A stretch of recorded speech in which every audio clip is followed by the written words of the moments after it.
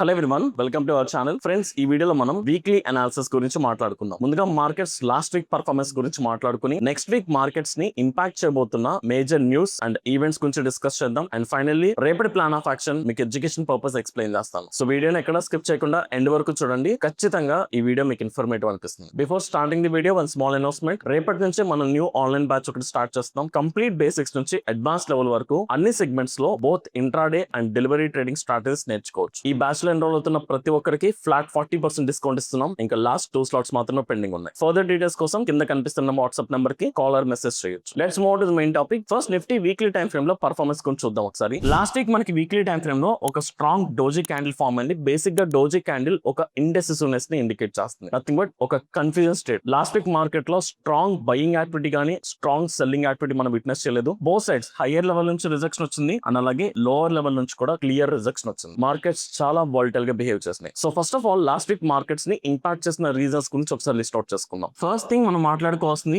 US and Iran issue. Last week మీరు చూసుకుంటే first 2 or 3 days markets positive గానే trade అయ్యాయి. దానికి major reason last few weeks నుంచి యుఎస్ అండ్ ఇరాన్ సైడ్ నుంచి ఎలాంటి మిలిటరీ యాక్టివిటీస్ జరగట్లేదు. రెండు సైడ్ నుంచి కూడా సీజ్ ఫైర్ కి అగ్రీ చేశారు. కాకపోతే రెండు సైడ్ నుంచి జరుగుతున్న నెగోషియేషన్స్ కంటిన్యూ గా ఫెయిల్ అవుతూ వస్తున్నాయి. ఈ ప్రాసెస్ లో క్రూడ్ ఆయిల్ ప్రైసెస్ తగ్గినాయి. మార్కెట్స్ కొంచెం స్టెబిలైజ్ అయ్యి పాజిటివ్ గా రియాక్ట్ అయినాయి. కానీ రీసెంట్ డెవలప్మెంట్స్ చూసుకుంటే May 7th nothing but last week Thursday మళ్ళీ ఈ రెండు సైడ్ నుంచి మిలిటరీ అటాక్స్ స్టార్ట్ అయ్యి ఇరాన్ యుఎస్ కి సంబంధించిన నావల్ షిప్స్ మీద మిజైల్ అటాక్స్ చేసింది. దానికి కౌంటర్ పార్ట్ కింద యుఎస్ కూడా ఇరాన్ మిజైల్స్ మీద అటాక్ చేసింది డిఫెన్స్ కోసం. సో ఇప్పుడు బోత్ సైడ్స్ నుంచి మళ్ళీ ఇష్యూ ఎస్కలేట్ అవుతుంది. దీని వల్ల థర్స్డే అండ్ ఫ్రైడే మార్కెట్స్ లో negative sentiment with volatility witness చేస్తాం. సో ఇప్పుడు ఫైనల్ గా దీని గురించి మాట్లాడుకుంటే లాస్ట్ 2-3 వీక్స్ నుంచి వార్ కూల్ ఆఫ్ అయినప్పటికీ మళ్ళీ ఎస్కలేట్ అవడం అనేది మనకు కొంచెం సీరియస్ గా తీసుకోవాల్సిన ఇష్యూ. ఇఫ్ ఇన్ కేస్ ఇదే సినారియోస్ ఫర్దర్ గా డెవలప్ అయితే మార్కెట్స్ మళ్ళీ ఖచ్చితంగా నెగటివ్ గా రియాక్ట్ అవుతాయి. So this was the major reason markets positive గా రియాక్ట్ అయినప్పటికీ హైయర్ లెవెల్ దగ్గర సస్టైన్ అవ్వలేకపోయినాయి. అక్కడ నుంచి క్లియర్ రిజెక్షన్ ఫేస్ చేశాయి. అండ్ సెకండ్ థింగ్ మనం మాట్లాడుకోవాల్సింది crude oil prices. So last week overall గా crude oil prices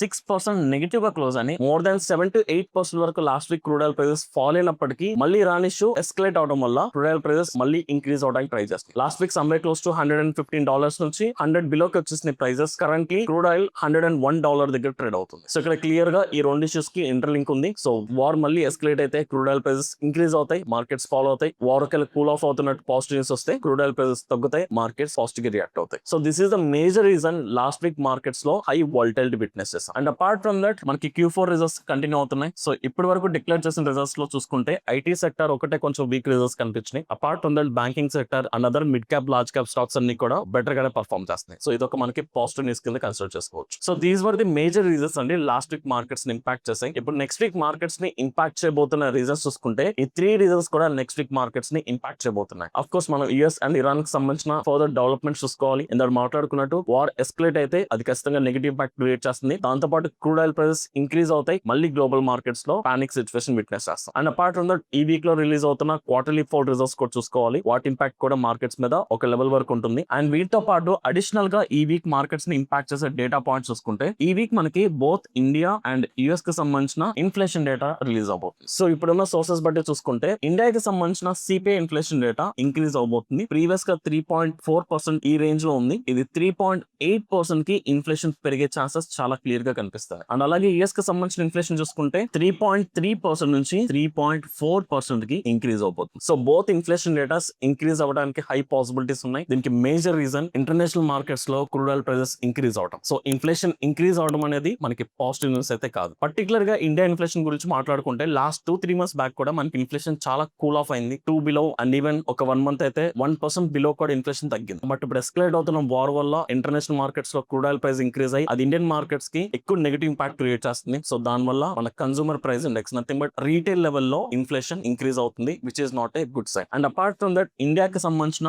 WPI inflation, basic గా సిపిఐ ఇన్ఫ్లేషన్ అంటే ఒక కన్సూమర్ లెవెల్ లో అంటే ఒక రీటైల్ పర్సన్ మీరు నేను మన బేసిక్ ఒక ఫ్యామిలీ లెవెల్ లో మనం మాట్లాడుకునే ఇన్ఫ్లేషన్. అంటే మనం డైలీ యూస్ చేసే ప్రొడక్ట్స్ అవ్వచ్చు, డైలీ మనకుండే ఖర్చులు ఇవన్నీ పెరుగుతూ ఉంటాయి. బట్ WPI ఇన్ఫ్లేషన్ అనేది హోల్సేల్ లెవెల్లో నథింగ్ బట్ ఎంటైర్ బిజినెస్ లెవెల్లో మనం మాట్లాడుకుంటాం. అంటే బిజినెస్ కావాల్సిన రా మెటీరియల్ కానీ బిజినెస్ కావాల్సిన ఎక్స్పెండిచర్ పెరుగుతూ ఉంటుంది. బిజినెస్ కావాల్సిన ఎక్స్పెండిచర్ ఇది ఎలా పెరుగుతుంది అనేది WPI ఇన్ఫ్లేషన్ చెప్తుంది. అండ్ ఈవెన్ WPI ఇన్ఫ్లేషన్ కూడా ఈ మంత్ ఇంక్రీజ్ అవబోతుంది. ఈ month in the sense last month కి సంబంధించిన ఇన్ఫ్లేషన్ డేటా ఈ మంత్ రిలీజ్ అవుతుంది. సో ఏప్రిల్ మంత్ కి సంబంధించిన ఇన్ఫ్లేషన్ డేటా ఇంక్రీజ్ అవ్వబోతుంది, which is not a good sign. ఒకవేళ ఇన్ఫ్లేషన్ ఇంక్రీజ్ అయితే మళ్ళీ RBI దాన్ని కంట్రోల్ చేయడానికి ఇంట్రెస్ట్ రేట్స్ పెంచే ఛాన్సెస్ కూడా ఉంటాయి. ఉంటాయి. దానివల్ల బ్యాంకింగ్ సెక్టర్ ఎక్కువగా ఎఫెక్ట్ అవుతుంది. So these are the major events అండి మనం నెక్స్ట్ వీక్ మార్కెట్స్ లో వీటన్నిటి ఇంపాక్ట్ ఖచ్చితంగా చూసుకోవాలి. ఇప్పుడున్న సినారియో బట్టి ఈ రెండు కూడా స్లైట్ నెగిటివ్ జోన్ లోకి వెళ్లే ఛాన్సెస్ ఉన్నాయి. బికాస్ వార్ ఎస్కలేట్ అవుతుంది, అటాక్స్ జరుగుతున్నాయి కాబట్టి this is not a good sign. And apart from that Q4 results even though ఇది పాజిటివ్ వచ్చినప్పటికీ ఇంటర్నేషనల్ గా గ్లోబల్ మార్కెట్స్ టెన్షన్స్ ఉన్నప్పుడు మార్కెట్స్ నెగిటివ్ గా రియాక్ట్ అవుతుంది. సో దీని ఇంపాక్ట్ అంతగా పాజిటివ్ ఉండకపోవచ్చు. అండ్ ఇన్ఫ్లేషన్ డేటా కూడా రాబోతుంది కాబట్టి ఇది కూడా నెగిటివ్ గా రియాక్ట్ అయ్యే ఛాన్సెస్ ఉన్నాయి. సో నెక్స్ట్ వీక్ కూడా మనం మార్కెట్స్ లో హై వాలటిలిటీ విట్నెస్ చేయడానికి పాసిబిలిటీస్ ఎక్కువగా ఉన్నాయి. సో వీటన్నిటిని బేస్ చేసుకుని రేపటి మార్కెట్స్ లో మన exact plan of action detail గా మాట్లాడుకుందాం. సో ఫస్ట్ నిఫ్టీకి సంబంధించిన ప్లాన్ ఆఫ్ యాక్షన్ రెడీ చేసుకుందాం. నిఫ్టీ ఒకసారి వీక్లీ టైం ఫ్రేమ్ లో మార్కెట్ సెంటిమెంట్ అర్థం చేసుకోవడానికి ట్రై చేద్దాం. ఇక్కడ మనకి క్లియర్ గా చూసుకుంటే లాస్ట్ 3 వీక్స్ నుంచి నిఫ్టీ ఒకటే రీజన్ లో కన్సాలిడేషన్ జరుగుతుంది. అంటే ఈ మేజర్ లెవెల్స్ అయితే బ్రేక్ చేయలేకపోతుంది. అండ్ ఈవెన్ దో కన్సాలిడేషన్ జరుగుతున్నప్పటికీ మనం చాలా వాలటిలిటీ ఎక్కువగా విట్నెస్ చేస్తాం. అంటే మార్కెట్స్ ఒక ప్రాపర్ డైరెక్షన్ అయితే తీసుకోవట్లేదు. ప్రాపర్ గా ఒక కన్సాలిడేషన్ కూడా ఈ పార్ట్ లో గానీ నథింగ్ బట్ హైయర్ లెవెల్ నుంచి లోవర్ లెవెల్ కి స్మూత్ గా ట్రావెల్ అవ్వట్లేదు. చాలా అప్స్ అండ్ డౌన్స్, అది కూడా సడన్ స్పైక్స్ ఎక్కువగా వస్తున్నాయి. చాలా వాలటైల్ గా బిహేవ్ చేస్తుంది. జనరల్ గా ఇలాంటి హై వాలటైల్ మార్కెట్స్ లో మనం ట్రేడ్ చేసినప్పటికీ స్టాప్ లాసెస్ ఎక్కువగా ట్రిగర్ అవుతాయి. అందుకని ఇలాంటి టైం పీరియడ్ లో ఒకవేళ మనం ట్రేడ్ చేయాలంటే ప్యూర్లీ లెవెల్ బేస్ దగ్గర రియాక్ట్ అయితే మీకు హై విన్నింగ్ ఛాన్స్ ఉంటుంది. అంటే market either support or resistance దగ్గరికి వెళ్ళినప్పుడు అక్కడ జరిగే price activity either breakout or reversal కోసం వెయిట్ చేసి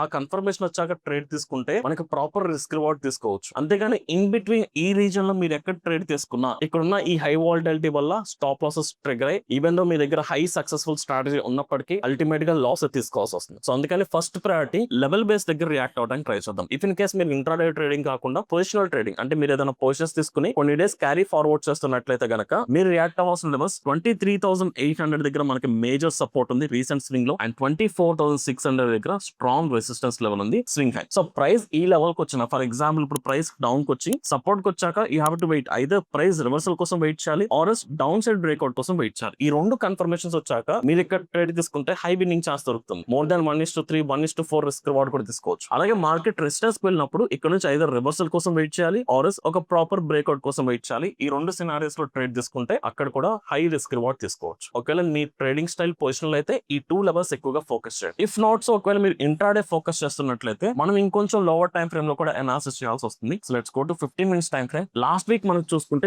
major sharp move nothing but ఒక స్ట్రాంగ్ సపోర్ట్ గానీ ఒక స్ట్రాంగ్ బయింగ్ యాక్టివిటీ ఎక్కడ జరిగిందంటే మనకి 24,000 లెవెల్ దగ్గర స్ట్రాంగ్ బయింగ్ యాక్టివిటీ విట్నెస్ చేస్తాం. If you can see markets gap up అయి ఫర్దర్ గా కరెక్షన్ వచ్చినప్పటికీ ఈ జోన్ నుంచి స్ట్రాంగ్ బౌన్స్ బ్యాక్ అయి మనకి next resistance or major swing high వరకు మార్కెట్స్ వెళ్ళి అఫ్ కోర్స్ అక్కడ నుంచి క్లియర్ రిజెక్షన్ కూడా వచ్చినప్పటికీ this is the major level. ఇక్కడ ప్రైస్ రియాక్ట్ అయింది కాబట్టి 24,000 దగ్గర కూడా మనం ఒక టెంపరీ సపోర్ట్ నథింగ్ బట్ ఇంట్రాడేలో ఇది ఒక స్ట్రాంగ్ సపోర్ట్ కింద కన్సిడర్ చేయొచ్చు. ఇప్పుడు స్ట్రక్చర్ చూసుకుంటే టెక్నికల్ గా హైయర్ లెవెల్ దగ్గర నుంచి కరెక్షన్ స్లైట్ ఇంక్రీజ్ మళ్ళీ కరెక్షన్ ఒక కన్సాలిడేషన్ జరుగుతుంది. అంటే market lower highs and lower low structure form అవడానికి ట్రై చేస్తుంది. ఈ ప్రాసెస్ లో మనం ట్రేడ్ చేయాలంటే మనం ఇలా మాట్లాడుకున్నట్టు ఐదర్ ఏదైనా లెవెల్ దగ్గరకు వచ్చేంత వరకు వెయిట్ చేద్దాం. అండ్ అలాగే ఈ ప్రాసెస్ లో మనం అబ్జర్వ్ చేసుకోవాల్సింది ఆప్షన్ చైన్ సెంటిమెంట్ కూడా ఒకసారి చూసుకుందామండి. ఓవరాల్ పీసీఆర్ రేషియో మీరు క్యాల్కులేట్ చేసుకుంటే క్లియర్ గా నెగిటివ్ సైన్ కనిపిస్తుంది. మీకు call side 23 lakh and put side 19 lakh. So which is less than 1 మీరు క్యాల్కులేట్ చేసుకుంటే. అండ్ అలాగే ఇక్కడ మనం అబ్జర్వ్ చేయాల్సిన మేజర్ జోన్స్ చూసుకుంటే 24,200 దగ్గర మనకి మార్కెట్ ఫ్రైడే ఈ రౌండ్ ఫిగర్ దగ్గర క్లోజ్ అయింది. ఇక్కడ మీకు both call side and put side open interest ఉంది. పుట్ సైడ్ 1 lakh ఉంది, కాల్ సైడ్ 1,11,000 ఉంది. పెద్దగా డిఫరెన్స్ ఏం లేదు. అంటే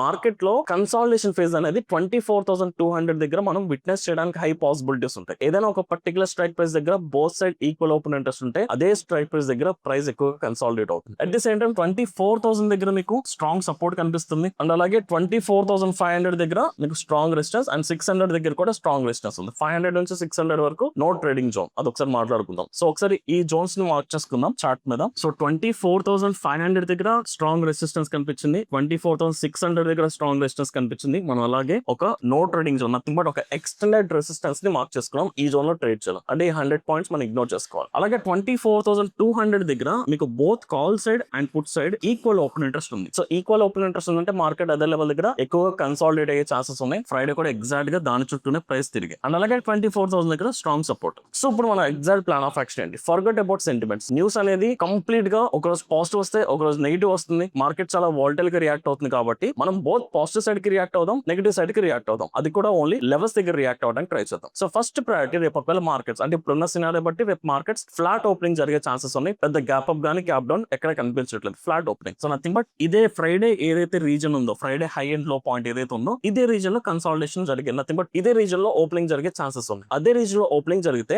Friday high point and low point లో మనం కంప్లీట్ గా ఇది కూడా ఇగ్నోర్ చేయాల్సిన విషయం. Friday intraday high, intraday low no trading zone. Market ఆ లెవెల్ ఓపెన్ అయినప్పటికీ ఆ జోన్ లో ట్రేడ్ చేయొద్దు. You have to wait for the breakout. ఆ జోన్ బ్రేక్అవుట్ కోసం వెయిట్ చేద్దాం. సో ఒకసారి ఈ లెవెల్స్ మీరు మార్క్ చేసుకోండి. సో ఫ్రైడే మనం ఈ కంప్లీట్ జోన్ ని ట్రేడ్ చేయట్లేదు. సో ప్రైస్ ఒకసారి ఫ్లాట్ ఓపెనింగ్ జరిగి ఒకవేళ అప్ సైడ్ బ్రేక్అవుట్ వస్తే మనం అప్ సైడ్ కూడా ప్లాన్ చేసుకోవచ్చు. కానీ అక్కడ సపోర్ట్ చేయాల్సిన సినారియోస్ ఏంటి? 24,200 సంబంధించిన కాల్ సైడ్ ఓపెన్ ఇంట్రెస్ట్ తగ్గుతూ పుట్ సైడ్ ఓపెన్ ఇంట్రెస్ట్ చాలా ఫాస్ట్ గా ఇంక్రీజ్ అవ్వాలి. ఇప్పుడు రెండు ఒకటే ఉంది, బట్ అప్ సైడ్ ఇంక్రీజ్ అవుతున్నప్పుడు ఈ సినారియో కనిపిస్తే మనం పాజిటివ్ సైడ్ ట్రేడ్ తీసుకోవడానికి ట్రై చేద్దాం. అట్ ది సేమ్ టైం ఒకవేళ డౌన్ సైడ్ బ్రేక్అవుట్ వస్తే మనకి ఫర్దర్ గా కన్సాలిడేషన్ ఫ్రైడే కన్సాలిడేషన్ బ్రేక్ చేసి డౌన్ సైడ్ వస్తే సేమ్ 24,200 సంబంధించిన call side open interest increase అవుతూ పుట్ సైడ్ ఓపెన్ ఇంట్రెస్ట్ తగ్గితే అప్పుడు కూడా డౌన్ సైడ్ ట్రేడ్ తీసుకోవచ్చు. లేదు ఇదంతా వద్దు, మనకి ఇన్ బిట్వీన్ రీజన్ లో నేను రిస్క్ చేయదలుచుకోవట్లేదు, నాకు స్టాప్ లాస్ హంటింగ్ వద్దు అనుకుంటే కంప్లీట్ ఈ సిస్టమ్ కూడా ఇగ్నోర్ చేసుకుని సో ప్రైస్ ఎప్పుడైతే 24,000 మేజర్ సపోర్ట్ వస్తుంది, ఇఫ్ యూ కెన్ సీ మనకి లాస్ట్ వీక్ కూడా స్ట్రాంగ్ సపోర్ట్ కింద వర్క్ అయింది. ఇక్కడ నుంచి ఎప్పుడైతే బయింగ్ ఆపర్చునిటీ విట్నెస్ చేస్తామో అక్కడ మనం దిస్ ద ఫస్ట్ లొకేషన్ మన అప్ సైడ్ ట్రేడ్ ప్లాన్ చేసుకోవచ్చు. బట్ చెక్ చేసుకోవాల్సింది 24,000 దగ్గర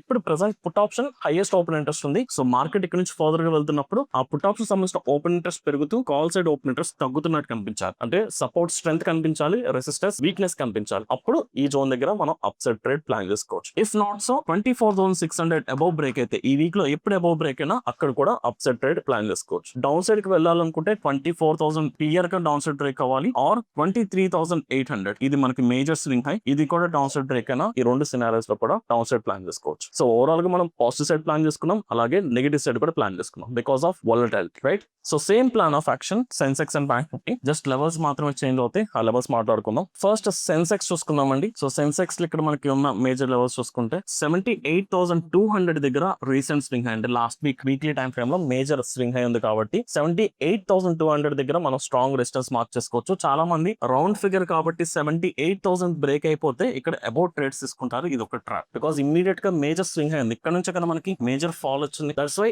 ఇన్స్టెడ్ ఆఫ్ 78,000 కంటే 78,200 ని మనం స్ట్రాంగ్ రెసిస్టెన్స్ కింద కన్సిడర్ చేసుకుంటున్నాం. సో 78,200 నుంచి మీకు 300 వరకు ఎక్స్టెండ్ అయ్యి ఉంది, ఒక 100 points resistance level, followed by 77,000 దగ్గర ఒక స్ట్రాంగ్ సపోర్ట్ లెవెల్ ఉంది. ఆల్మోస్ట్ ఫ్రైడే లో కూడా very close to that level. ఇక్కడ కూడా చాలా మంది చేసే మిస్టేక్, ఫ్రైడే లో బ్రేక్ అయింది కదా అని ఇమీడియట్ గా డౌన్ సైడ్ ట్రేడ్ తీసుకుంటారు. చేయకూడదు. 77th బ్రేక్ అయితేనే డౌన్ సైడ్ వెళ్దాం because psychological round figure, right? So major levels చూసుకుంటే ఇది మనకి స్ట్రాంగ్ సపోర్ట్, ఇది మనకి రెసిస్టెన్స్. సో ఈ ప్రాసెస్ లో మనం ట్రేడ్ తీసుకోవాలనుకుంటే సో ఫ్రైడే క్లోజింగ్ దగ్గర నుంచి మార్కెట్ ఫర్దర్ గా డౌన్ సైడ్ వచ్చిన 77,000 దగ్గర ఫోకస్ చేద్దాం. ఐదర్ రివర్సల్ కోసం వెయిట్ చేద్దాం ఆర్ డౌన్ సైడ్ బ్రేక్అవుట్ కోసం వెయిట్ చేద్దాం. సో ఇక్కడ depends upon reversal or breakout బట్టి మనం up side or down side decide అవుతాం. If not so 78,300 strong closing above ఇస్తే అక్కడ కూడా పాజిటివ్ సైడ్ ప్లాన్ చేసుకోవచ్చు. సేమ్ నిఫ్టీలో మాట్లాడుతున్నట్టు Friday high point and Friday low point, ఈ రీజన్ లో ప్రైస్ మళ్ళీ ఫర్దర్ గా మండే కూడా కంటిన్యూ అయితే ఈ రీజన్ ని కంప్లీట్ గా ఇగ్నోర్ చేసుకోవచ్చు. ఫైనల్ గా బ్యాంక్ నిఫ్టీ. సో బ్యాంక్ నిఫ్టీలో మనం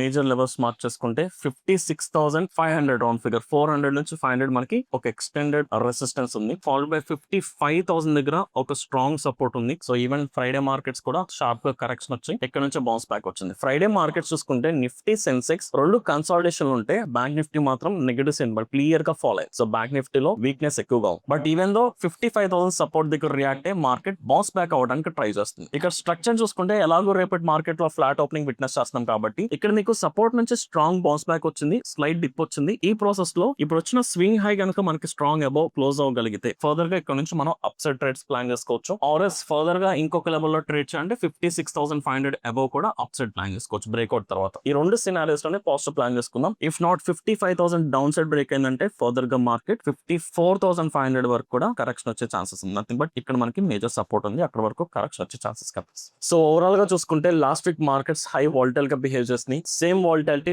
నెక్స్ట్ వీక్ కూడా కంటిన్యూ అవడానికి హై ఛాన్సెస్ ఉన్నాయి. సో ఓన్లీ లెవెల్స్ దగ్గర రియాక్ట్ అవడానికి ట్రై చేయండి. ఇన్ బిట్వీన్ రియాక్ట్ అయితే మీ స్టాప్ లాసెస్ హంట్ అయ్యే ఛాన్సెస్ ఉన్నాయి. సో ఓవరాల్ గా this is my plan of action. I hope ఈ వీడియో మీకు అర్థమైంది అనుకుంటున్నాను. ఇఫ్ ఇన్ కేస్ ఈ వీడియో కనుక మీకు ఇన్ఫర్మేటివ్ అనిపిస్తే ఈ వీడియోని లైక్ చేసి మీ జెన్యూన్ ఒపీనియన్స్ ని కమెంట్ సెక్షన్ లో మెన్షన్ చేయండి. అండ్ అలాగే రేపటి బ్యాచ్ కి మీరు స్లాట్స్ బుక్ చేసుకోవాలంటే కింద కనిపిస్తున్న నెంబర్ కి వాట్సాప్ మెసేజ్ ఆర్ కాల్ చేయొచ్చు. Thank you.